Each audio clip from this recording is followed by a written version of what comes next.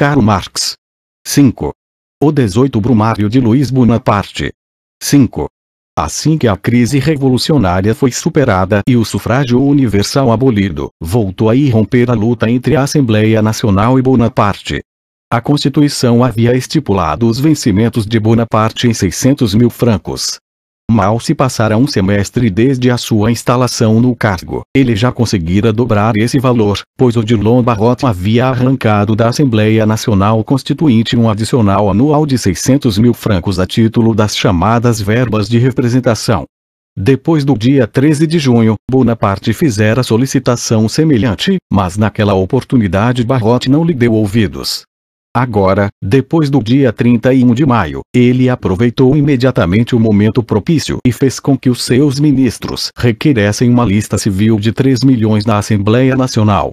Uma longa vida de vagabundagem aventureira dotara-o de tentáculos extremamente sofisticados para detectar os momentos de fraqueza em que poderia extorquir dinheiro dos seus burgueses.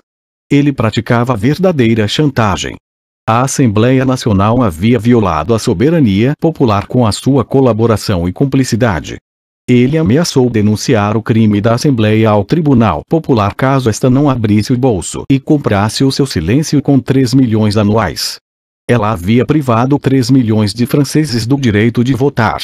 Ele exigiu um franco circulante para cada francês tirado de circulação, exatamente 3 milhões de francos. Ele, o eleito de 6 milhões, reclamou a indenização pelos votos de que posteriormente fora defraudado. A comissão da Assembleia Nacional repeliu o seu atrevimento. A imprensa bonapartista proferiu ameaças. Mas a Assembleia Nacional poderia mesmo romper com o presidente da República no momento em que havia rompido radical e definitivamente com a massa da sua nação. Ela acabou rejeitando a lista civil anual, mas deferiu uma subvenção única de 2.160.000 de francos. Agindo assim, incorreu numa dupla fraqueza: deferir o dinheiro e, ao mesmo tempo, mostrar com a sua irritação que só o estava deferido a contragosto. Mais tarde, veremos para que Bonaparte precisava do dinheiro. Depois desse desagradável pós-lúdio, que ocorreu imediatamente após a revogação do sufrágio universal e durante o qual Bonaparte trocou a postura humilde que assumirá durante a crise de março e abril pelo descaramento de desafiar o parlamento usurpador, a Assembleia Nacional entrou em recesso por 3 meses, de 11 de agosto a 11 de novembro. Deixou no seu lugar uma comissão de permanência composta por 28 membros, dentre os quais nenhum era bonapartista, mas alguns eram republicanos moderados. A comissão de permanência do ano de 1849 incluíra apenas homens do Partido da Ordem e bonapartistas. Naquela ocasião, porém, o Partido da Ordem se declarou permanentemente contrário à Revolução. Dessa vez, a República Parlamentarista se declarou permanentemente contrária ao presidente. Depois da lei de 31 de maio, restara ao Partido da Ordem só mais o confronto com esse rival. Pelo visto, quando a Assembleia Nacional voltou a se reunir, em novembro de 1850, em lugar das escaramuças mesquinhas havidas até ali com o presidente, um grande combate implacável, um combate de vida ou morte, entre os dois poderes havia se tornado incontornável. Assim como no ano de 1849, durante as férias parlamentares desse ano 1850, o Partido da Ordem havia se dispersado nas suas facções isoladas, cada uma delas ocupada com as suas próprias intrigas restauradoras, que haviam recebido novo alento com a morte de Luís Filipe. O rei legitimista Henrique V chegara a nomear um ministério formal que residia em Paris e no qual tinham assento membros da comissão de permanência. Bonaparte estava, portanto, autorizado a promover, por seu turno, périplos pelos departamentos franceses e, dependendo do clima em que se encontrava a cidade por ele agraciada com a sua presença, alardear, ora de modo mais dissimulado, ora de modo mais aberto, os seus próprios planos de restauração e buscar votos para si mesmo. Nessas incursões, que o grande moniteur oficial e os pequenos moniteurs privados de Bonaparte naturalmente festejavam como cortejos triunfais, ele era permanentemente acompanhado pelos afiliados à Sociedade 10 de Dezembro.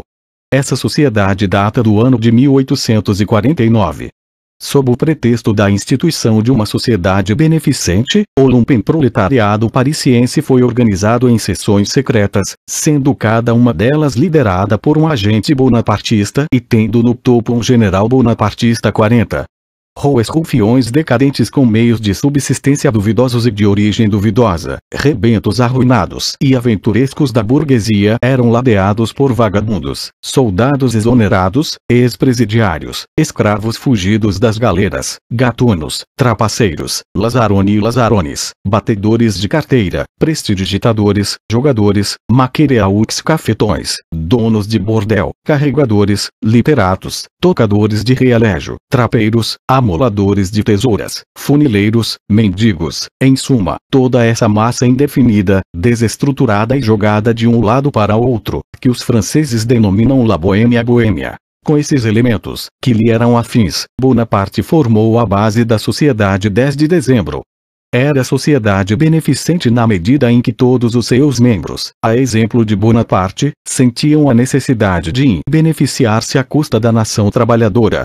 Esse Bonaparte se constitui como chefe do lumpenproletariado, porque é nele que identifica maciçamente os interesses que persegue pessoalmente, reconhecendo, nessa escória, nesse dejeto, nesse refúgio de todas as classes, a única classe na qual pode se apoiar incondicionalmente. Esse é o verdadeiro Bonaparte, o Bonaparte sans prazo e sem retoques.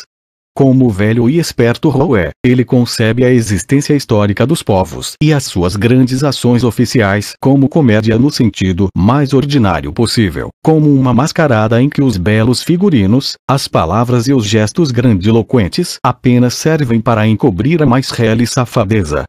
Foi o que aconteceu na expedição a Estrasburgo, na qual um abutre suíço amestrado representou o papel da águia napoleônica. No seu ataque a Bolonha, ele vestiu com o uniforme francês alguns lacaios londrinos, que representaram o papel das forças armadas. Na sua Sociedade 10 de Dezembro, ele reuniu 10.000 lumpens que deveriam representar o povo do mesmo modo que Klaus Zettel representou o leão. No momento em que a própria burguesia passou a encenar a mais completa comédia, ainda que com insuperável seriedade, sem violar nenhuma das condições pedantes da etiqueta dramática francesa, ela própria meio iludida e meio convencida do caráter solene das suas grandes ações oficiais, teria de triunfar o aventureiro que encarava essa ação como pura comédia. Somente depois de ter eliminado o seu solene adversário, somente depois que ele próprio começou a levar a sério o seu papel imperial e, colocando a máscara napoleônica, imaginou estar representando o verdadeiro Napoleão, tornou-se vítima da sua própria cosmovisão, o palhaço sério, que deixa de tomar a história universal como comédia e passa a ver a sua comédia como história universal. O que os ateliês nacionais representaram para os trabalhadores socialistas, o que as gardes mobiles representaram para os burgueses republicanos, foi para Bonaparte a Sociedade 10 de Dezembro, a força armada partidária típica dele. Nas suas viagens, destacamentos dessa força, em vagões ferroviários abarrotados, tinham de improvisar em público, exibir o entusiasmo público, berrar vive l'empereur, viva o imperador, insultar e espancar os republicanos, contando obviamente com a proteção da polícia.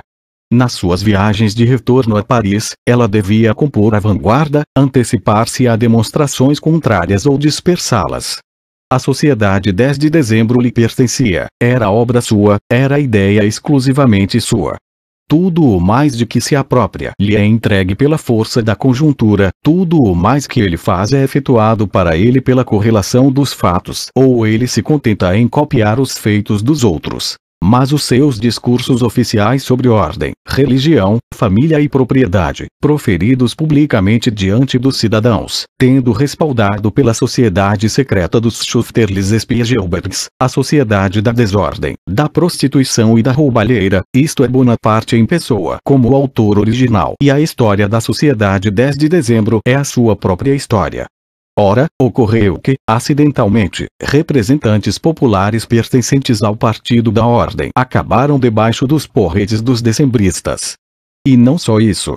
O comissário de polícia Ion, destacado para a Assembleia Nacional, encarregado de zelar pela segurança, denunciou a comissão de permanência, baseado na declaração de um certo Alais, que uma fração dos decembristas decidira assassinar o general Changarnier Dupin, o presidente da Assembleia Nacional, e que já teria destacado os indivíduos para executar a decisão.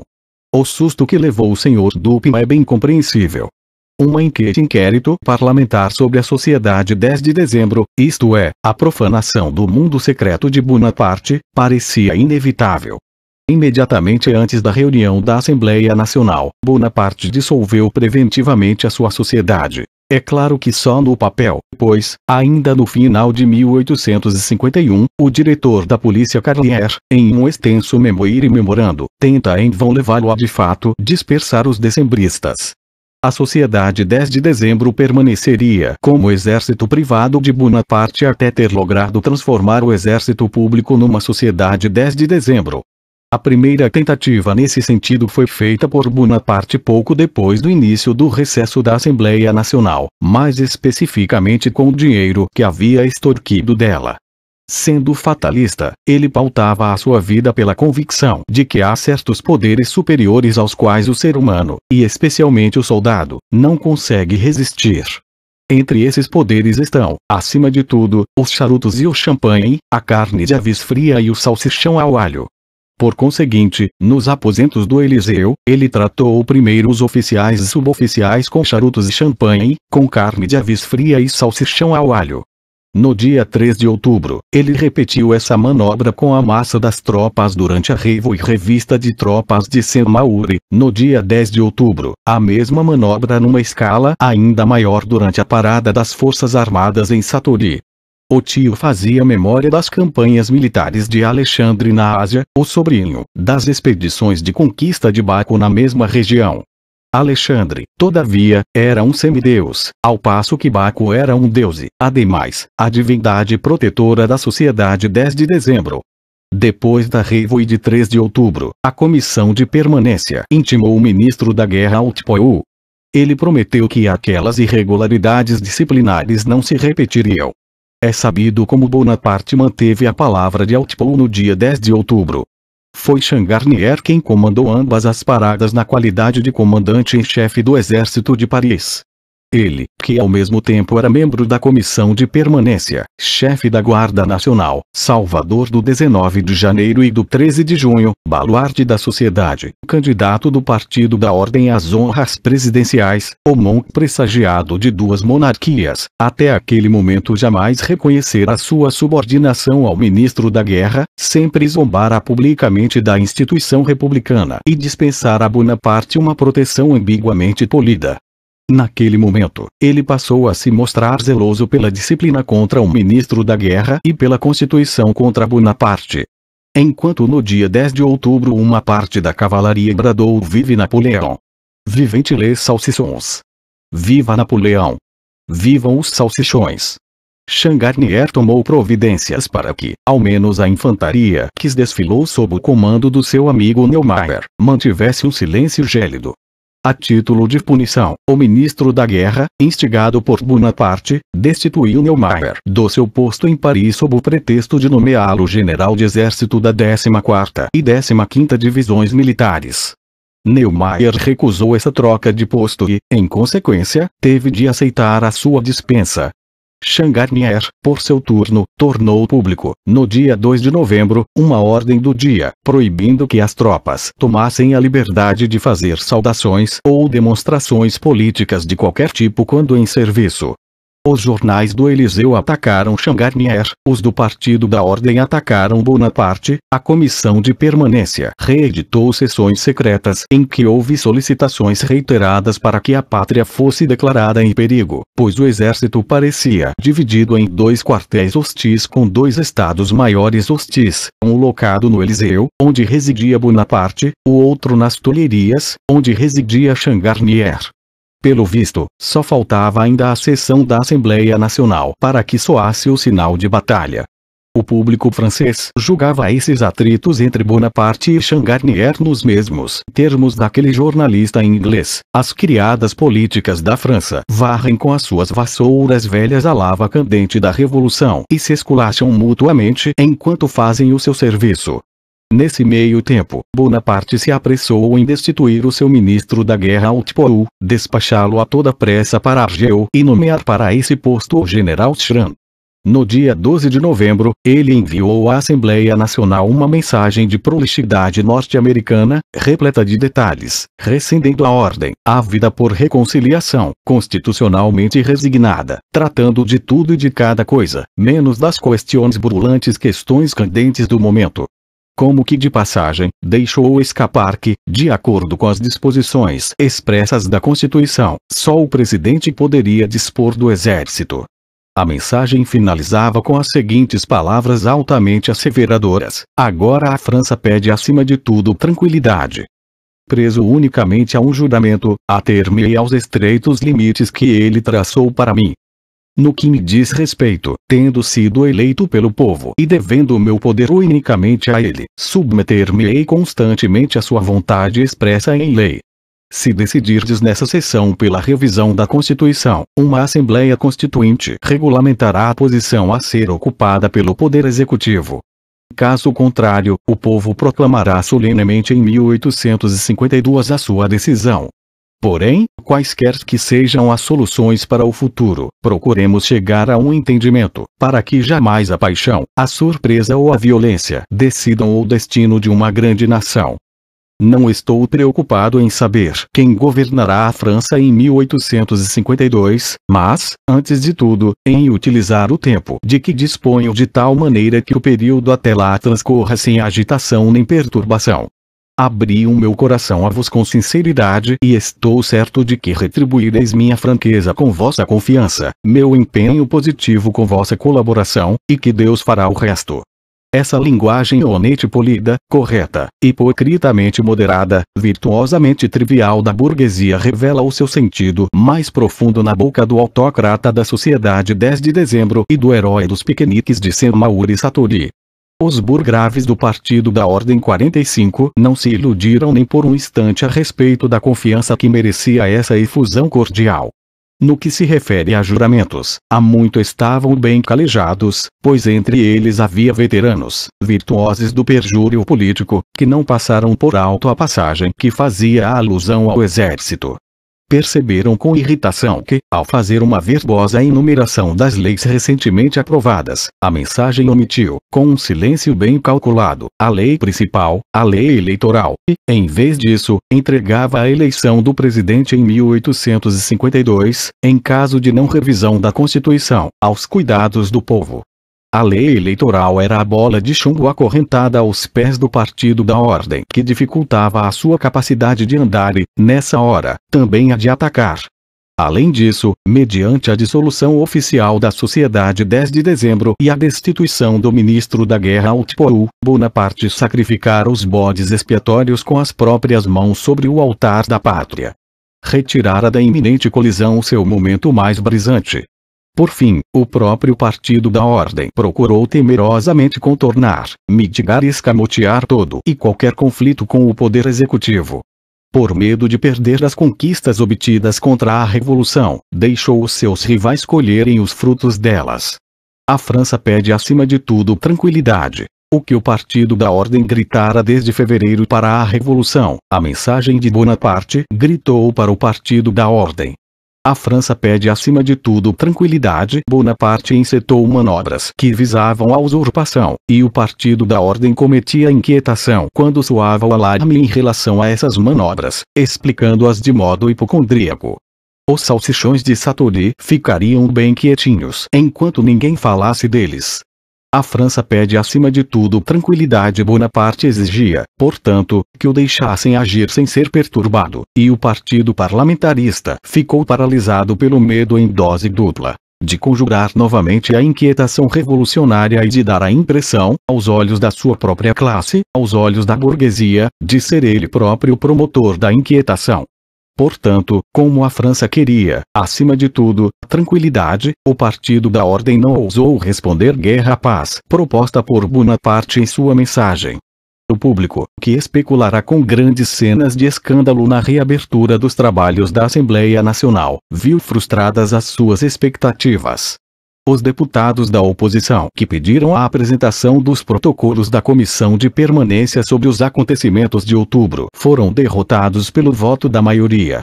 Evitavam-se por princípio os debates que poderiam acirrar os ânimos. Os trabalhos da Assembleia Nacional durante os meses de novembro e outubro de 1850 não despertaram nenhum interesse.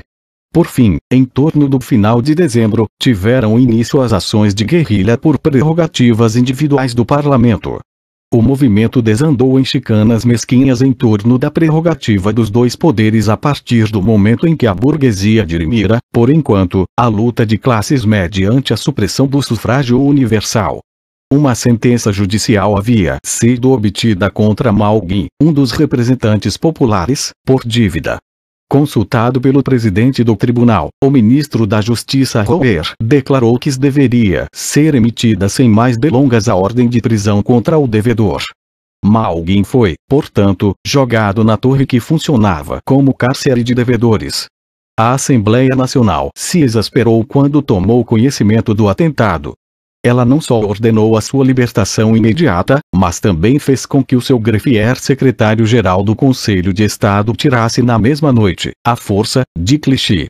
Contudo, para preservar a sua crença na santidade da propriedade privada e já com a segunda intenção de, caso necessário, inaugurar um asilo para montagnards que haviam se tornado incômodos, ela declarou legal a prisão por dívida dos representantes populares, devendo ser obtida previamente a permissão da Assembleia. Ela esqueceu de decretar que também o presidente poderia ser encarcerado por dívida.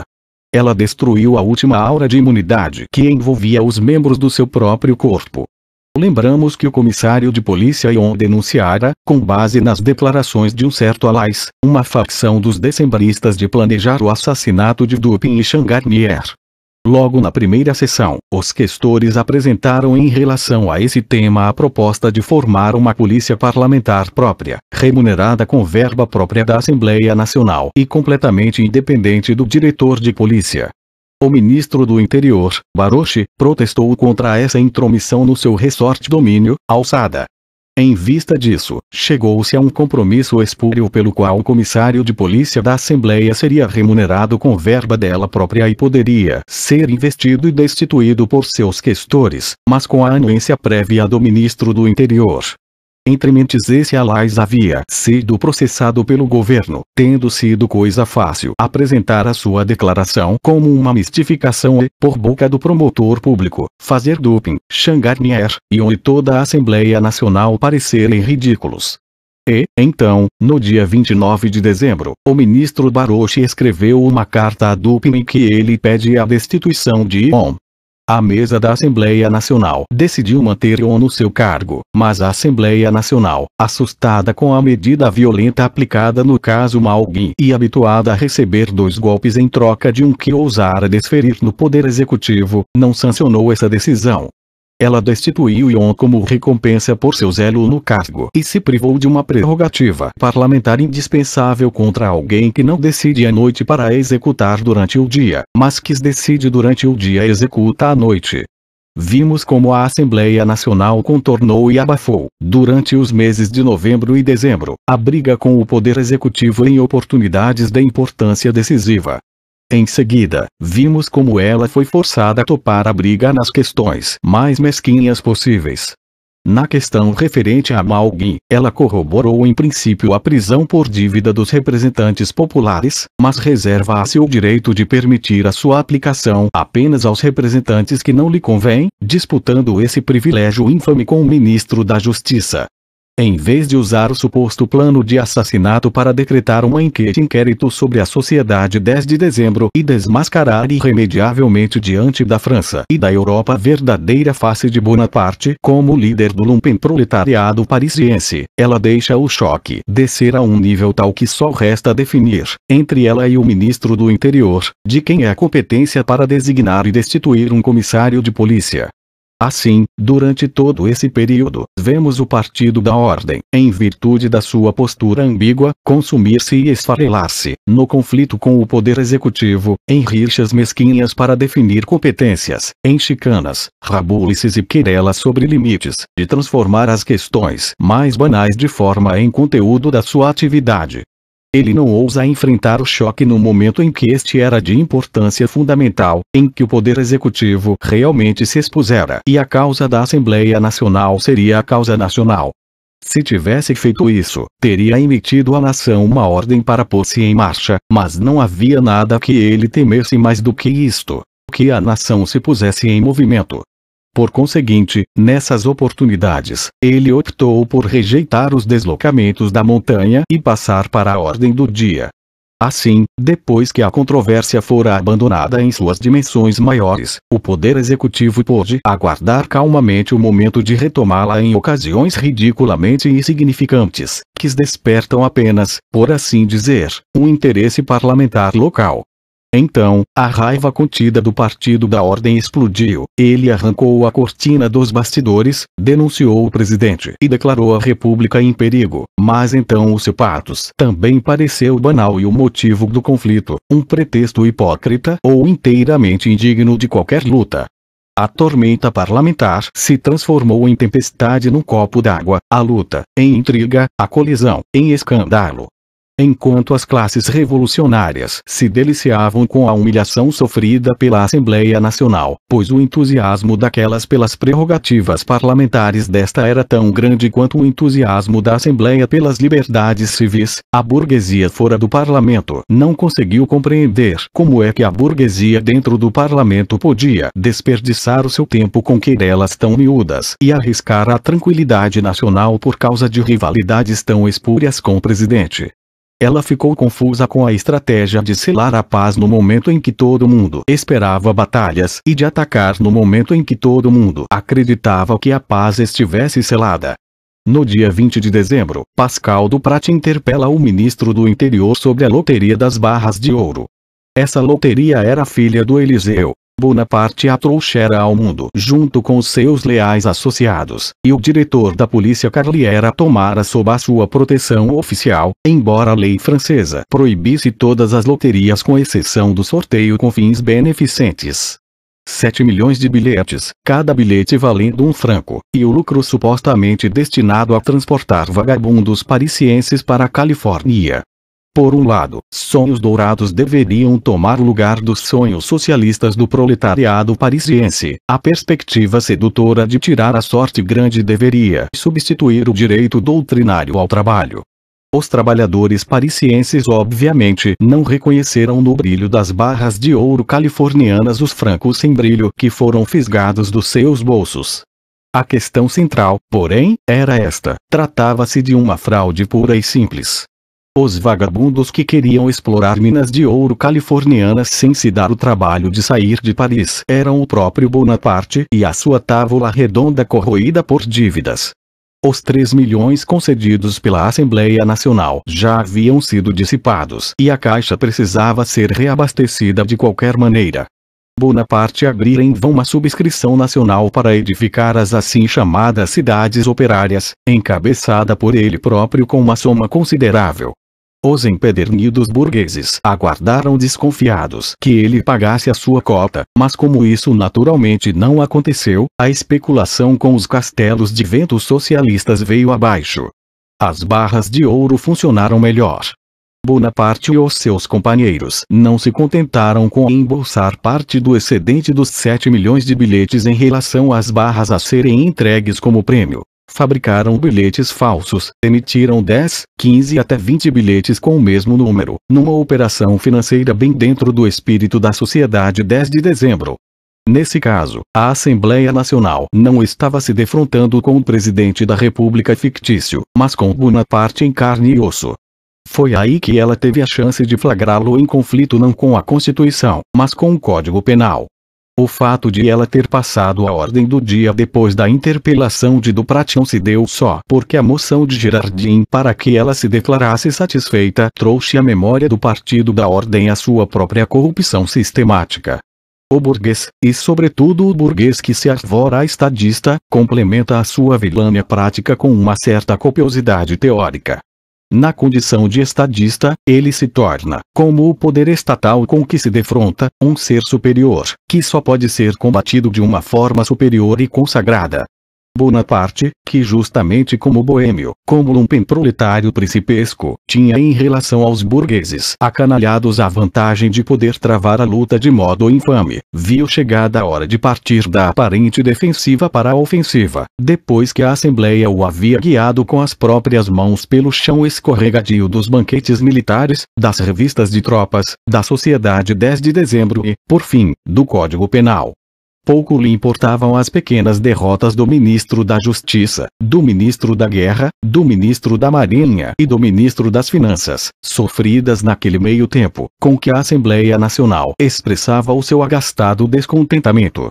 Ele não só impedia que os ministros renunciassem e assim reconhecessem a submissão do Poder Executivo ao Parlamento, mas também viu a possibilidade de terminar aquilo que começara durante o recesso da Assembleia Nacional, a saber, arrancar o poder militar das mãos do Parlamento, ou seja, destituir Changarnier. Um jornal do Eliseu publicou, durante o mês de maio, uma ordem do dia supostamente dirigida à primeira divisão militar, ou seja, partindo de Changarnier, em que os oficiais receberam instruções para, em caso de rebelião, não concederem guarida, perdão aos traidores nas suas próprias fileiras, fuzilá-los imediatamente e negar à Assembleia Nacional as tropas caso as requisitasse. No dia 3 de janeiro de 1851, o gabinete foi interpelado a respeito dessa ordem do dia. Ele pediu primeiro um prazo de 3 meses, depois de uma semana e, por fim, de apenas 24 horas para investigar o incidente. A Assembleia insistiu no esclarecimento imediato. Changarnier se levantou e declarou que essa ordem do dia jamais existiu. Acrescentou ainda que sempre seria diligente no cumprimento das determinações da Assembleia Nacional que, no caso de haver algum choque, esta poderia contar com ele. Ela recebeu a sua declaração com um aplauso indescritível e concedeu-lhe por decreto um voto de confiança.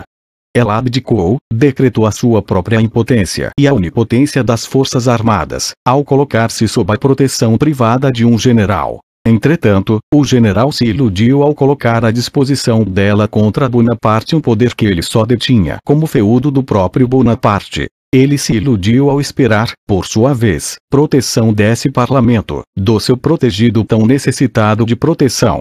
Changarnier, no entanto, acreditou nesse poder misterioso com que a burguesia o dotou desde 29 de janeiro de 1849.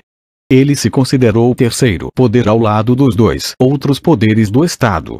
Ele compartilhou o destino dos demais heróis, ou melhor, santos dessa época, cuja grandeza consistiu justamente no juízo elevado e interesseiro com que o seu partido os contemplava, e que se desmancharam em meras figuras cotidianas assim que as circunstâncias exigiram que fizessem milagres. A descrença em geral é a inimiga mortal desses supostos heróis verdadeiros santos. Isso explica a sua indignação moral e honrada para com os piadistas e zombadores desprovidos de entusiasmo. Na mesma noite, os ministros foram convocados ao Eliseu. Bonaparte insistiu na deposição de Changarnier. 5 ministros se negaram a assiná-la. O Moniteur anunciou uma crise ministerial e a imprensa da ordem ameaçou com a formação de um exército parlamentar sob o comando de Changarnier. O partido da ordem possuía autorização constitucional para dar esse passo. Só o que ele precisava fazer era nomear Changarnier como presidente da Assembleia Nacional e requisitar uma quantidade qualquer de tropas para sua segurança. Ele podia fazer isso com toda a segurança porque Changarnier ainda estava realmente à frente das Forças Armadas e da Guarda Nacional Parisiense e estava só esperando ser requisitado junto com o exército. A imprensa bonapartista nem mesmo ousou questionar o direito da Assembleia Nacional de requisitar diretamente as tropas, um escrúpulo jurídico que, na situação dada, não tinha qualquer perspectiva de êxito. É bem provável que as Forças Armadas tivessem obedecido à Assembleia Nacional, ponderando que Bonaparte teve de procurar por 8 dias em toda Paris para finalmente encontrar 2 generais, Baraguai de Liers e Saint-Jean d'Angely, que se declararam dispostos a assinar a deposição de Changarnier. É mais do que duvidoso que o Partido da Ordem tivesse encontrado em suas próprias fileiras e no parlamento o número de votos necessário para tomar tal resolução, ponderando que, 8 dias depois, 286 votos se desligaram dele e que a montanha rejeitou uma proposta similar ainda em dezembro de 1851, na última rodada da decisão.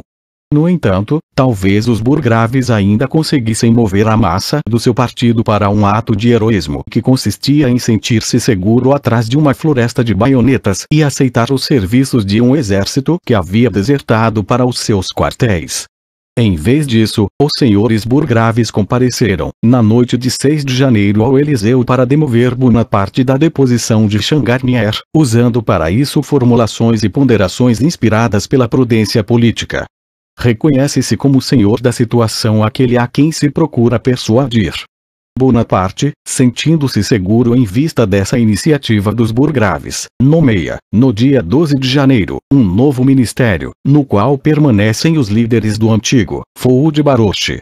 Saint-Jean d'Angely se torna ministro da guerra. O Moniteur estampa o decreto de deposição de Changarnier. O seu comando é dividido entre Baraguaideliers, que recebe a primeira divisão militar, e Perrot, que recebe a Guarda Nacional. O baluarte da sociedade foi demitido e, como isso não causou nenhuma reação imprevista, as ações da Bolsa registraram alta. Ao repelir as forças armadas que se colocavam à sua disposição na pessoa de Changarnier, desse modo, colocá-las irrevogavelmente sob a responsabilidade do presidente, o Partido da Ordem deu a entender que a burguesia perdera a vocação para dominar. Já não havia mais ministério parlamentar. Ao perder ademais o controle das Forças Armadas e da Guarda Nacional, que forças ainda lhe restavam para reafirmar simultaneamente o poder parlamentar usurpado do povo e o seu poder constitucional contra o presidente? Nenhuma. Restou-lhe apenas o apelo a princípios não violentos, que ele próprio sempre havia interpretado como regras gerais que se prescrevem a terceiros para obter maior liberdade de movimentos. Com a deposição de Changarnier e a subordinação do poder militar a Bonaparte, finaliza-se a primeira parte do período que estamos analisando, o período da luta entre o Partido da Ordem e o poder executivo. A guerra entre os dois poderes foi declarada abertamente, é travada abertamente, mas isso ocorreu só no momento em que o Partido da Ordem perdera armas e soldados. Sem ministério, sem exército, sem povo, sem opinião pública, deixando de ser a representação da nação soberana desde a lei eleitoral de 31 de maio, sem olhos, sem ouvidos, sem dentes, sem nada, a Assembleia Nacional se transformara aos poucos em um parlamento francês antigo, que era forçado a deixar a ação a cargo do governo e a contentar-se com protestos resmungados post-festum. O Partido da Ordem recebeu o novo ministério com uma trovoada de indignação. O general Bedreal, porém, chamou à memória a complacência da comissão de permanência durante as férias e a consideração exagerada que tivera ao renunciar à publicação dos seus protocolos. O próprio ministro do Interior passou a insistir então na publicação desses protocolos, que naquele momento já haviam se tornado tão insípidos como água parada, não revelaram nenhum fato novo e não surtiram um menor efeito no público entediado. Acatando proposta de Remusat, a Assembleia Nacional se recolhe aos seus gabinetes e nomeia um comitê para medidas extraordinárias. Isso não tirou Paris dos trilhos da sua rotina cotidiana, até porque nesse momento o comércio prosperava, as manufaturas estavam em funcionamento, o preço do cereal era baixo, havia abundância de gêneros alimentícios, as cadernetas de poupança recebiam diariamente novos depósitos. As medidas extraordinárias, anunciadas pelo parlamento com tanto estardalhaço, desmancharam-se, no dia 18 de janeiro, no voto de desconfiança em relação aos ministros, sem que o general Changarnier fosse sequer mencionado. O Partido da Ordem foi forçado a aceitar essa formulação do seu voto para garantir os votos dos republicanos, já que, de todas as medidas tomadas pelo Ministério, a única que estes aprovavam era a da deposição de Changarnier, ao passo que o Partido da Ordem não pôde de fato censurar as demais ações ministeriais, por ele próprio ditadas. A decisão a favor do voto de desconfiança de 18 de janeiro foi tomada por 415 votos contra 286 votos. Ele só conseguiu passar, portanto, por força de uma coalizão entre os legitimistas e orleanistas resolutos, os puros republicanos e a montanha. A votação demonstrou, portanto, que o Partido da Ordem não perdera só um ministério e o exército, mas, nos conflitos com Bonaparte, também a sua maioria parlamentar autônoma, que uma trupe de representantes havia desertado do seu quartel, por conta do fanatismo mediador, do medo da luta, do desgaste, de escrúpulos familiares em vista de vencimentos consanguíneos, de especulação, de postos ministeriais vacantes, ou de lombarrote, do puro egoísmo que faz com que o burguês comum sempre esteja inclinado a sacrificar o interesse geral da sua classe em favor deste ou daquele motivo privado. Os representantes bonapartistas de antemão só fizeram parte do Partido da Ordem na luta contra a Revolução. Já naquela época, o chefe do Partido Católico, Montalembert, depositou a sua influência no prato da balança que pendia para Bonaparte, já que ele duvidava da capacidade de sobrevivência do Partido Parlamentarista. Os líderes deste partido, Thierry Berrer, o orleanista e o legitimista, acabaram sendo obrigados a proclamar-se abertamente como republicanos, a confessar que o seu coração era monarquista, mas que a sua cabeça pensava em termos republicanos, que a república parlamentarista seria a única forma possível de domínio de toda a burguesia. Eles se viram obrigados, portanto, a qualificar, perante a própria classe burguesa, como intriga tão perigosa quanto insensata os planos de restauração, que eles continuavam a costurar infatigavelmente pelas costas do parlamento. O voto de desconfiança de 18 de janeiro atingiu os ministros e não o presidente. Porém, não fora o ministério, mas o presidente quem depusera Changarnier.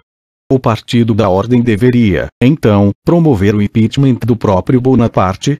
Por causa dos seus anseios de restauração? Estes eram apenas complemento dos seus próprios. Por causa da sua conspiração nas revistas de tropa e da Sociedade 10 de dezembro? Esses temas já haviam sido sepultados por eles embaixo de simples ordens do dia.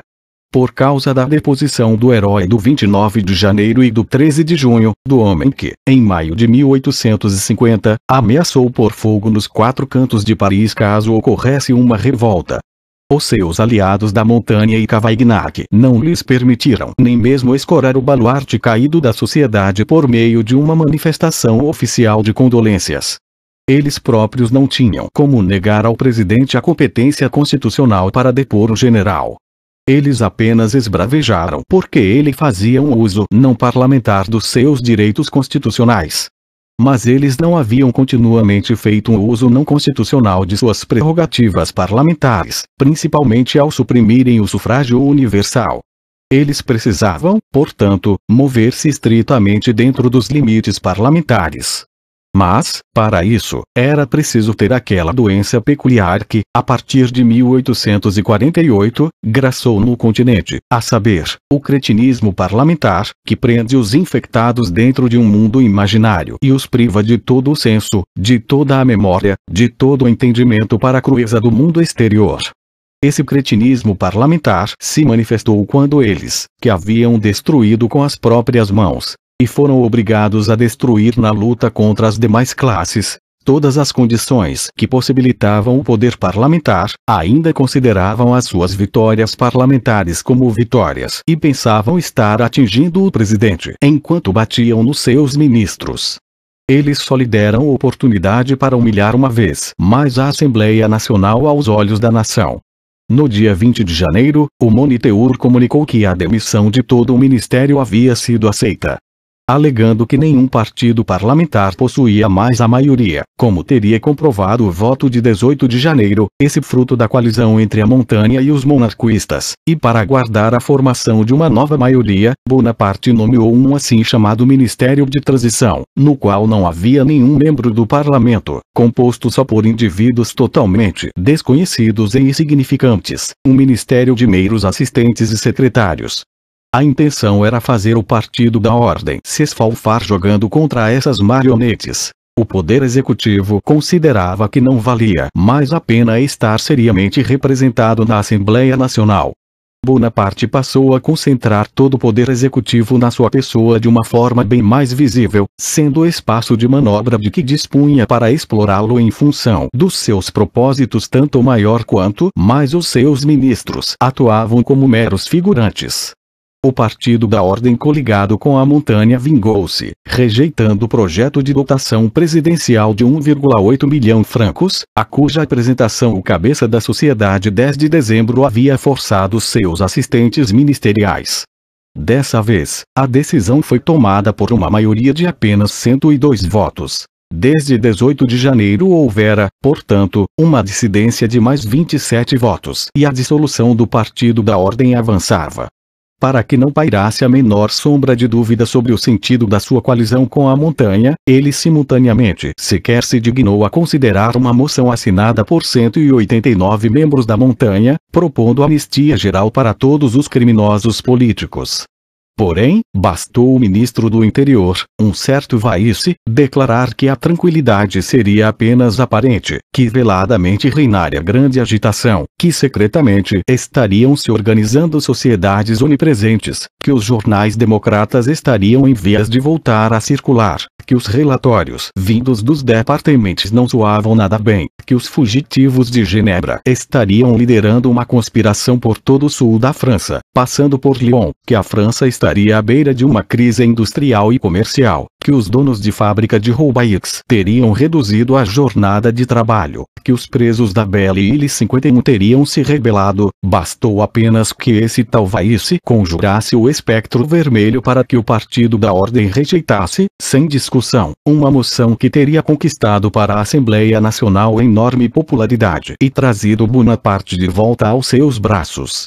Em vez de deixar-se intimidar pelo poder executivo com a perspectiva de novas agitações, ela deveria ter dado uma pequena chance à luta de classes, para colocar o executivo na dependência dela.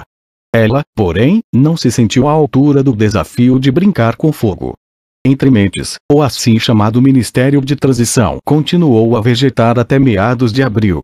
Bonaparte cansava a Assembleia Nacional e divertia-se à custa dela, fazendo constantes mudanças de combinações ministeriais.